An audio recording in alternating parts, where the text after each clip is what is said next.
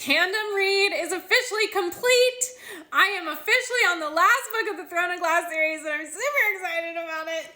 This is my spoiler-free version of my review of the Tandem read, and if you've read these books and you want to chat about it, I also, of course, made the spoiler alert version on my page. So, if you've been following along, you know that I haven't been super into this series until the book before this, which is Queen of Shadows. Until that book, I really wasn't super in it. Now I'm in it, you know? Now, these books flowed perfectly together. If you want more information on why to tandem read or if I recommend tandem reading, I made that video on my page as well. But ultimately, I tandem read and I loved it. This book you're going to find is very action-packed. It's like your typical fantasy build up before the huge crash type of fantasy book. And then this book was more of a romance read, honestly. I will say that this book has my heart of the two. This book, I will say though, did have some boring parts in it. So I was grateful to be switching back and forth to kind of get both at the same time. But the love story in this has my heart forever. Yeah. You know, after reading this, I feel like this series might be for fantasy readers, whereas I might be more of a romance or a romantasy reader. This is a heavy, heavy fantasy series. Is there romance? Sure. Is that the main plot or storyline? Absolutely not. And if you are a romance reader and you need romance in books, this does not satisfy it. You know, this was the most romantic book and it was incredible, but it still wasn't what I need as a romance reader.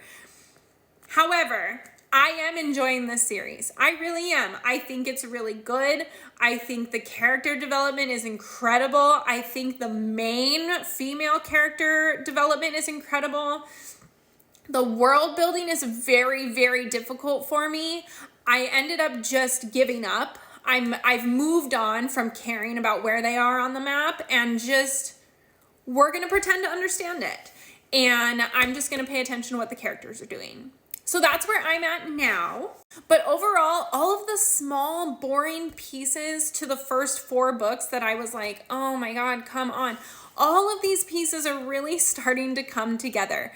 I find that interesting, and I also find it frustrating that it's taken this long.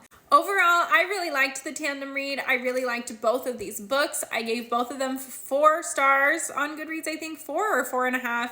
I really liked them. They were really good. I'm ready for the series to be over. That's the only reason I'm not saying that I absolutely loved them, because I am still very much anticipating the ending to this series. I just want to be done with it. Whereas other books I've read, for example, ACOTAR, I've always been like, oh no, I don't want it to end. On A Court of Silver Flames, I actually ended up crying because the book was going to end and there wasn't any more. So like, that's when I know I loved the series. This one, I'm liking it. I'm liking it. I'm ready for Kingdom of Ash, I think. I don't know if my emotions are ready though.